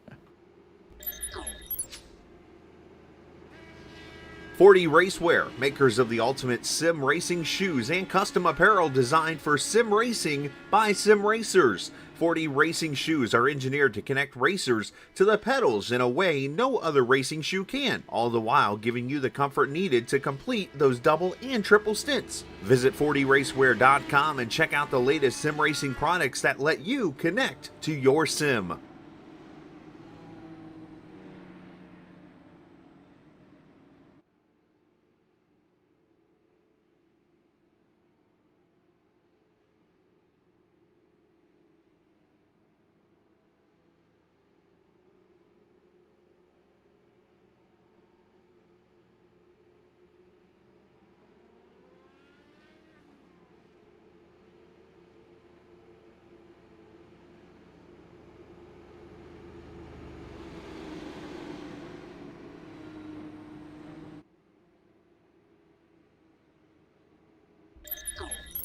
All right, we're going to come back a tiny bit early here. We should get the one to go this time.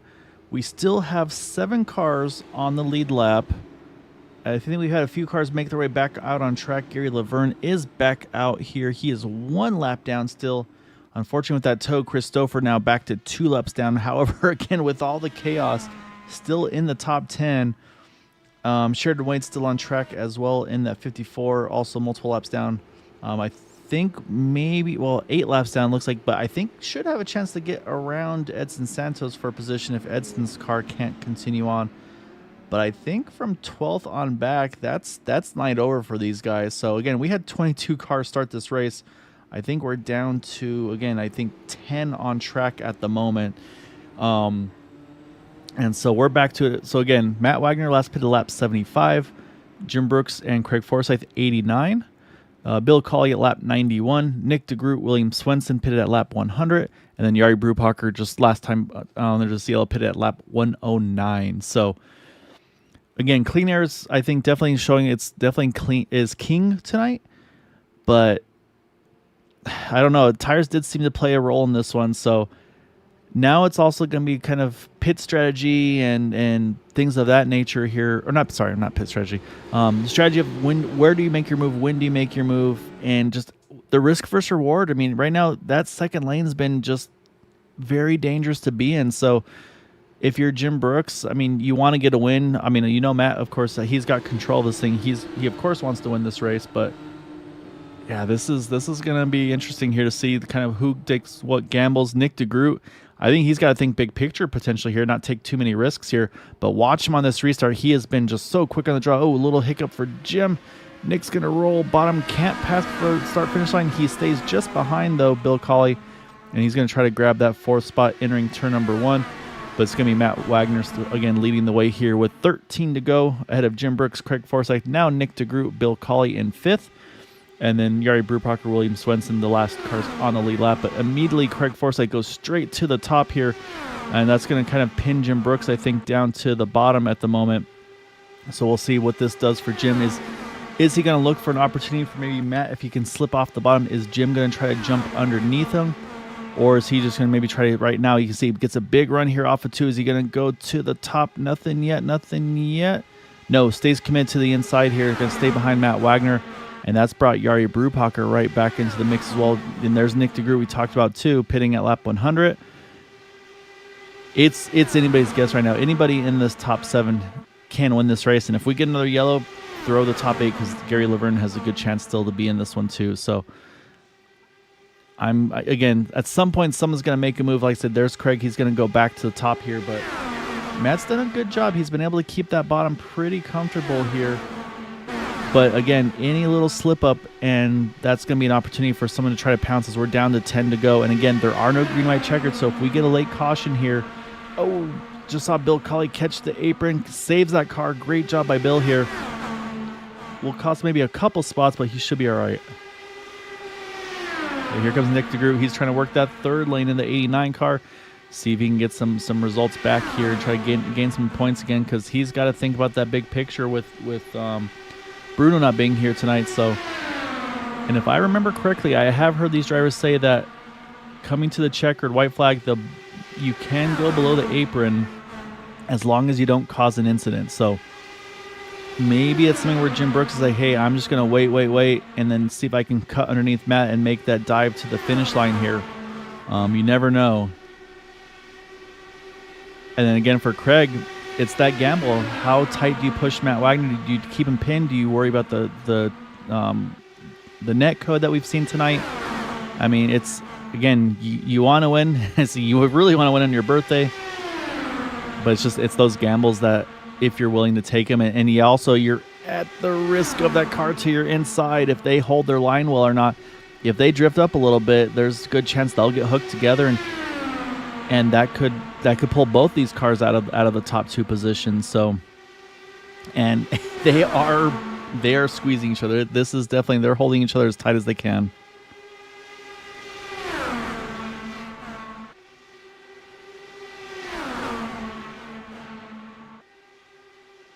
This time by, we are at 6 laps to go. Still Matt Wagner just a nose cone ahead of Craig Forsyth. Nick DeGroot still staying committed to that third lane. Jari Brubacher's trying to find where he can put that number 49 machine. I apologize. And oh man, these guys are all just kind of diving around. You see now Nick way up to the top. Yari's going to sneak underneath him here. Again, Jari does have the freshest tires. We're 5 to go. Almost 4 wide there for a split second. 3 wide though with Jari. And you can see Jim is just peeking to that inside here, just getting any clean air he can to keep that car rotating. But again, right now, Matt's just got to play as hard. Right now, Craig is just a nose ahead as they enter turn number 3. But again, short distance should prevail through the turn. And again, it's going to be kind of who can hold. For Matt, it's going to be if he can hold that bottom line well enough. And for Craig, it's going to be how much he's willing to pinch Matt and give him a chance. As, man, after what we've seen tonight, I'm so nervous with these guys staying as tight as they are through the turns and then coming in out of the turns. And again, there are no green, white checkers here. So I think about at this point, if a caution comes out, this will be the race. So that's where, again, you got to take, do you take the risk? Do you go for it? Do you wait? There's just so much at play in these things. So again, it's a big strategy here to make how aggressive do you want to be, that risk versus reward. And right now, like I said, Matt's doing exactly what he has to do. He has to hold that bottom, make sure he doesn't let anybody else cut underneath him. Craig's got to decide, as we're 2 to go now, Craig's got to decide how tight do I risk pinching Matt, because again, we've seen it already happen. These guys, they had some room, but they still somehow make contact. And sometimes netcode works in your favor, sometimes it hurts you. And we saw a few cars get through a wreck that it looked like they were involved in, and that's because netcode was in their favor that time. So that said, though, it looks like we will get to that white flag. So this is the final lap. We will make it to the finish under green flag racing. Will it be Matt Wagner, Craig Forsyth, Jari Brubacher, who are running the first 3 spots up top? Or could Jim Brooks find a way to sneak through here at the very, very end? He's peeking, nowhere to go. Look at Nick DeGroot trying to find anywhere to put that car. We'll see here as we come through 3 and 4 for the final time. Craig, a little bit of contact. Oh, there's that netcode we just talked about. Oh, Jim Brooks, huge hit to the outside wall. Multiple cars involved. Matt Wagner going to get the win. Nick DeGroot going to come home second. Bill Colley's going to bring it home in third. And once again, just that netcode, I'm telling you, it's just been a menace tonight. So let's go back here. We'll watch that contact here as they were coming to the checkered. And I'll say we'll focus on Craig here, because again, I don't think there was any actual contact as they come through the turn here. You see Matt and Craig, almost a little bit of contact. Craig has to drift up there, possibly from that contact. And then watch here as they come through 3 and 4. And they hadn't even got close to each other yet, and then right here, oh my goodness, just launches the 51 there to the outside wall. Huge hit for him. And then you see Craig as well, and again, oh, as you see it sliding. Oh, look at Christopher just sneaks through that one as well to avoid the contact with Craig. But then coming to the line though, Matt Wagner is going to get the win over Nick DeGroot. But Bill Colley, he's going to bring it home third there. Gary Brubacher, without a front tire there, he's going to just bring this thing home in fifth. Fourth, I'm sorry, William Swenson fifth. And then Craig's going to say, this is one of those ones. This has been the race time. Watch Craig here. He's just going to try to limp this thing back to the finish line, and he's going to bring it home in sixth ahead of Jim there. And there's Jim trying to get his car looped back around and wind up in that sixth position. But, man, this yeah, and you see Jim just, that car just does not want to drive there. But Matt Wagner going to get the win here tonight. He says he's going to probably pull up on that car trying to find its way to even get to the finish here. And, yeah, there he goes. You can see Jim. He does wind up getting across line there at the end. But this is our race winner here. And while we show him, we'll go ahead and show off our final results as he celebrates. And this is going to be Matt Wagner getting the win over Nick DeGroot, Bill Colley, Jari Brubacher, William Swenson, and then, like you saw, unfortunately, those two at the very end, the contact with Craig Forsyth, Jim Brooks. And then trapped a lap down, unfortunately, from earlier was Gary Laverne. That later yellow as well. Christopher 2 down. Sheridan Wade brings home still a top 10 after all that. And then attrition. That's the name of the game tonight. Edson Santos, Jim Herrick, Dan Morera, Eric Peterson, Michael Carrillo, Rafael Eckert, Charles Teed, Alan Morera. I mean, you see these guys 18, 25, 28 laps down. That's just how crazy tonight was. And then unfortunately we mentioned then Nate Fields, Seth Groover, Brad Adams, and I think Eric Schaus is the only one that was maybe retired due to a non-incident. I think he just had to do some dad stuff. So yeah, a wild one here to put it lightly tonight. So let's go chat with some drivers. We're going to kick it off with our third place finisher. I got to hunt him on down. And that is going to be a Mr. Bill Colley. And let's see, is Bill in here yet? I don't see a Bill. Oh, there's Bill. He's got his microphone muted, so hopefully we can pull him on in. So let's grab that number 31 machine, Bill Colley. Bill, I think that to say this race was crazy is a bit of an understatement. So I'll keep an eye as well as I see your mic still muted for the moment.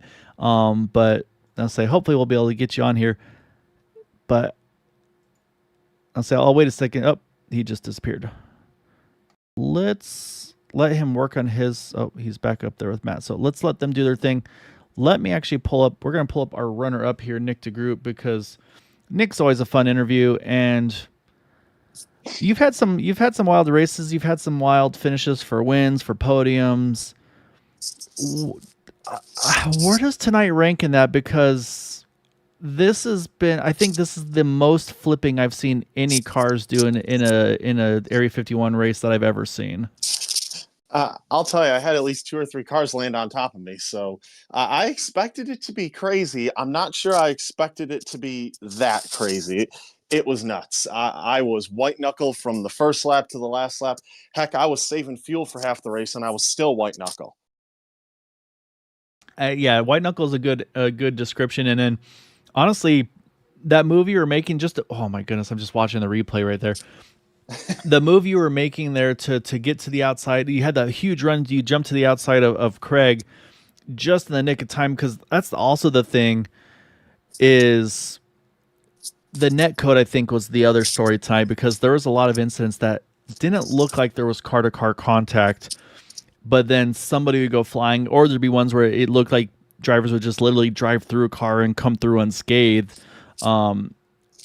I mean, is that kind of what you noticed as well? Was it was too, like, just not good enough to be able to feel confident about knowing where who was going to be there? I mean, because it seemed like there was no rhyme or reason if there was contact or not.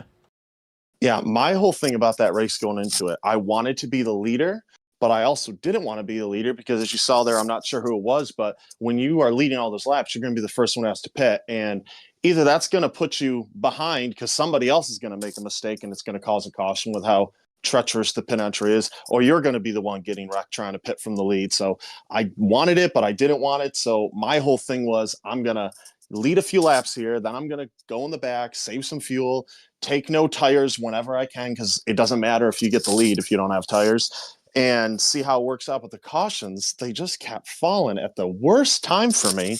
But I'll tell you what, I thought I had it in that one caution, the one where I got spun, because I had saved almost enough fuel, knew the cautions would get me there, and I was going to stay out. I was going to do what Matt did, but just got clipped there right at the end by Eric Peterson, who was out of control, not his fault. But that's how these races go. There's so much luck involved. You can only put the car so many different places, and then the rest was just up to fate. I'll tell you at the end there, I'm not really sure what happened. I know I took the white flag in sixth. I'm going on the back, and I'm like, if he goes high, I'm going middle. If he goes low, I'm going high. I'm just going to go wherever there's not cars and see what happens. Yeah, and I mean that was the move to survive this race, truthfully, because like I said, it was crazy tonight, to put it bluntly. And obviously, let's say, with all the craziness that had been going on as well, with like we had that build week race where some drivers weren't able to attend, and kind of changed the one drop week to two drop weeks. Bruno missing tonight, so I think that will be. I want to say, I think that would be his two drops, if I'm not mistaken. So I just did the points right now, and so it looks like now you bring that gap down to 24 points for him, coming into those final three races here at Texas, followed by New Hampshire and Indianapolis for the finale.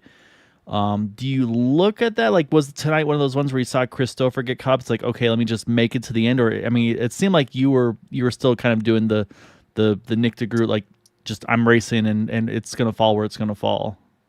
Yeah, I mean, you have to weigh the risk versus reward. So you'll notice I spent a lot of that race on the bottom, because if you're on the top, there's nowhere to go when the wreck starts. At least on the bottom, you have a fighting chance of getting through it, which is just always the case with any kind of pack racing, whether it's IndyCar or NASCAR. So that was kind of what I was doing. I'm like, I want to be near the front, but I'm not going to go up there. I'm not going to ride on the top. If I'm going up top, it's to make moves, because that's a very dangerous place to be. You saw Craig there. He's on the outside of the last lap, and he got wrecked. So, and I was very nearly in it as well. So there is a risk versus reward, even when you're going for it. Even when I'm sending that three wide move down the backstretch, you're still calculating, okay, let's not throw away a podium result here. Is this a smart move? You don't want to just shove it in there and potentially cause a huge wreck, like some people do. They just take the run and they don't think, well, I'm not going to lift. I'm going to just throw this in here and they'll move for me. You got to still be calculated, even with this hectic 3-4 wide racing we got. Yeah, no, and it seems like these are the craziest ones with these mile and a half tracks for sure. So, but yeah, but I love them. Oh, it's fun, but it's terrifying. I mean, I was just watching, and I mean, I was catching my breath that time. So, but no, I mean, a hell of a job tonight, like I said, to bounce back and avoid some of the other carnage and just survive to be there at the end, like I said, because I mean, I think there were 7 cars at the lead lap at the end tonight. So, just yeah, really, really good job to be in contention in the first place, to keep that car clean until the end. So definitely want to give you the floor for that runner up tonight. Yeah, well, first of all, congrats to Matt for the win. He thought he was down and out, and he ended up being in the perfect position. And congrats to Bill Colley and getting a podium. He did a really good job surviving that thing. But most of all, got to thank my team, Factory Back Motorsports, as always, and all of our incredible sponsors. We got Canvas Shoes, who are always over there pumping out fantastic custom painted shoes and sneakers out of Western Canada. CoveyMoore.com, also out of Western Canada. Motorsport.com. By and large, we got a lot of new sponsors too. This team's always expanding, so it's always exciting to put on a good show for the new people backing us. Yeah, so that's definitely gonna say, if you want to get interviews, I'll say that's definitely the car to go with. I feel like a lot of times. So I say great job. Like I said, great job. Like I said, it was something tonight to try to just be in contention at the end. And like I say, you made the right moves, and say there was definitely some breaks that I think maybe kind of helped your cause a little bit, even with the untimely yellows. So just great job sticking it out tonight, man. Thanks. Wish we had one spot more, but we'll take it. I think Matt would be really mad at you if you did. Thanks, man. Yeah, good job.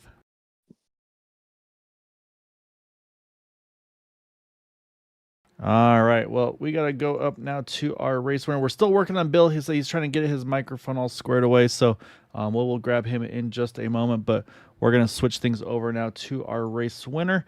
And that is this fella right here that's holding that white line for all he was worth, despite everybody else's best efforts to kind of chase him off of it. Matt, I know this is a tough one for you to balance because I know you always want to win these ones, and it's getting ever and ever harder to win these races. But then as an admin, it's a tough balance because this was, I mean, it wasn't a driver issue. I don't think it seemed like it was a net code situation for a lot of these ones tonight. But Yes. I mean, how crazy was tonight? Because you were the one that did the best on the incident points with just the 4, which I think was where when you just had nowhere to go and you got into, I think it was with the 51 car at one point. And you were, well, actually, I lie. You and Jim Herrick had the least incident points, it looks like, other than Eric, who retired early. But I mean, take us through it, because you got pole, you led a lot of laps early, then you kind of fell back, which I'm guessing is fuel strategy, and then you unfortunately get caught up in that incident, and then you make the gamble to stay out and work the field numbers, which obviously winds up being the winning move. But I mean, it was definitely not a straight out race pole to win. It was hectic tonight.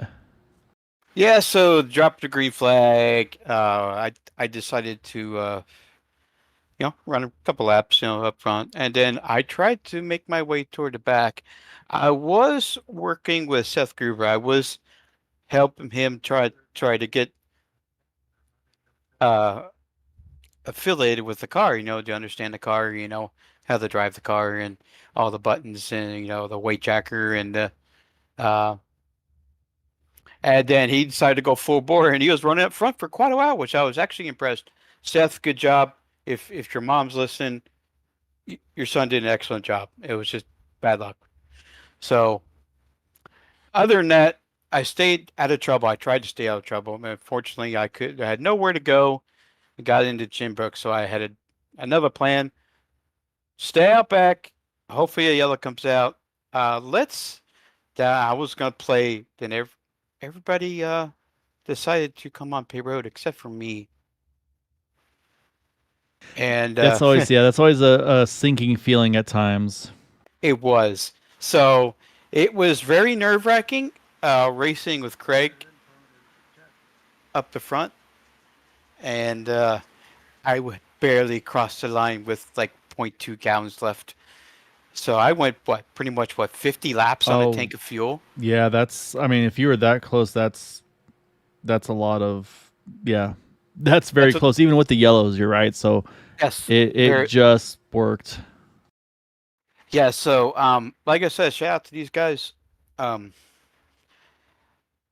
don't win too often. I don't. And me as an admin, I'm more care about everybody else here in this league. I want, their moment of sun. Them to get interviewed by Gael Brooks. You know what I mean? And it's just the little things just makes me happy. But the win tonight, it feels a little bit better, because all the bad luck I've been having, the race Monday night, the race Sunday night over the Dark Horse Series, it eases the pain. It really does. Yeah, no, I'd say it's one of those things where, yeah, it's yeah, and the thing is, like, you talk about the bad luck you've had in a lot of these races. It's like, I think everybody had a lot of bad luck times. Like, you had that one moment, but then you, like I said, just some of the bad luck turned into good luck on the strategy and all that. So no, it was, like I said, it was good. I'd say you definitely had Seth rooting for you there at the end. I saw him chiming in, and yeah, mom was there learning and rooting Seth on as well. So that was it was really cool to see. And yeah, it was wild tonight. But I say unfortunately, I think Bill's still working on his microphone, but worst case we'll get a chat with him next week if we have to. I want to get him interviewed. We'll get him. Worst case we'll get him next week. But I say I'm gonna make you start singing to Craig here in a moment. But first, before we do that, though, gotta give you the floor here for any thanks and shouts for the win here tonight, sir. Well, I would like to thank everybody in the league. I know tonight was a little a little bit hectic, but it's mostly the netcode. But unfortunately, that's nothing you can't help with all these guys and with the what countries they're from. You're not sure if their connection is right. Gonna having computer problems, but I love you guys. I love everybody here. It's just so fantastic. So I'd like to thank TWR. I love them boys back at TWR setups. Awesome guys. Shout out to you, Gael. I'm usually your partner on Sundays, but today it's a better day for me. Get a win here tonight, and it feels good for once. Yeah, no, it's fun to get those in. So I know the person you love the most of anybody though is this man God, right you brought him here. in here, really? And that's our birthday boy here, Mr. Craig Forsyth, who was in a good spot there, Craig. I say, but I figure we'll give you a hard time since it's your birthday, and I don't know if you got your bourbon or not yet. And I have to ask you to say, because I do, and say we're going to get Bill. Like I said, if we can't get him tonight, we'll get him next week for sure. But you were the one that was going for the win as well, trying to work Matt on the outside. What was your risk versus reward there, trying to, because you got to pinch him down a little bit to help your chances, but knowing the net code that you were seeing tonight, how tentative were you to even give that outside a try? I made the one attempt on the restart, and after that, I was riding on the outside, waiting for Matt to hopefully run out of fuel. I didn't think he would. I didn't think he would. I was like three cautions was probably enough. I had my little post-it note with all the fuel numbers, and I'm like, I'm pretty sure he can make it, but we'll see. But yeah, I mean, netcode decided to end that race. It was unfortunate because Jim and I weren't anywhere near each other, and it decided to kill both of us. So that's an unfortunate way to go out, but it threw Bill onto the podium, so that's cool. Yeah, no, there's a lot of netcode murder, unfortunately, tonight. That one at the end, I mean, and there was definitely also a few, one of those, the netcode giveth and taketh away, because as I said, watching you guys were super tight there through 3-4, maybe even just a slight touch, but then, yeah, like I said, the gap between you and Jim, like, you start spinning and there's still feet between you guys. So, yeah, it's unfortunate. I say hopefully you guys weren't holding onto your wheels too hard, because I'm guessing that definitely threw those around a fair bit. But yeah, definitely though, say unfortunately not the finish you wanted, but like I said, you grabbed the gear and got back to that 6th spot. But yeah, definitely wanted to formally and embarrassingly wish you a happy birthday though. Like I said, you were trying to go for that podium or for that birthday win though for sure tonight. Totally was, and I keep saying I'm getting old, and I guess officially I've gotten even older. Yeah, that's what happens. It doesn't seem to ever go away. So, Nope. But yeah, so definitely, like I said, great job though for you tonight as well. Like I said, just netcode, the name of the game tonight was definitely the story. So yeah, I went back through a bunch of the incidents just quickly, and there was so much netcode tonight, and it's unfortunate when a night of netcode coincides with a pack race. I mean, when we have the good nights where it's everyone's got good connections, the pack racing is just glorious, but it was pretty extreme tonight, unfortunately. yeah, well, I won't hold you too much longer. I'm gonna let you go celebrate or drown your sorrows or a combo of both, whatever you want it to be. But yeah, definitely wanted to wish you happy birthday, man, and look forward to seeing you next week though. Thanks, Kyle. You guys have a good night. All right, Matt. So say we gave you your floor too, so I'm gonna let you go back to being an admin and enjoying yourself. But again, congrats, man, on the win. Like I said, you had Seth rooting for you, and I say it's definitely one of those good weights to get off your shoulder, man. So go enjoy this one. All right, thanks, Gael. All right, so that was our race winner, and then our birthday boy, Craig Forsyth. Like I mentioned, haven't been able to pull the interview, but we will get this man interviewed tonight or maybe not tonight, but we will get this man interviewed because he's still working on trying to get that microphone working. But big shout out to Bill Colley there, getting that the podium, I should say, tonight. Also getting 19 positions to bring it home in 3rd. And like I said, he was around. He kept that car in a good spot, kept it safe, and that was the way to go tonight. Was aggression may have not been the best one, and there's times where I've seen Bill where he's in contention at the end, and unfortunately he's had some circumstances take him out of some of those. So really good to see him take advantage of a good break for once, kind of like Matt was talking about. So big shout out to Bill as well for that podium here tonight. Well deserved, well earned. And like I said, we'll definitely get an interview with him as well here in the near future. So and yeah, want to thank you all as always for watching, supporting us here at Green White Checker TV. Again, we'll be back in 2 nights' time on Thursday night for the season opener of the Xfinity Series for the playoffs there at Atlanta Motor Speedway for 90 laps. And we'll crown a champion after those 4 races. So thank you all again so much for watching. For those that were racing, hope you guys are doing okay. Hopefully all the risks and everything are in one piece. And look forward to seeing you all next week. So until then, take care, stay safe, have a good night.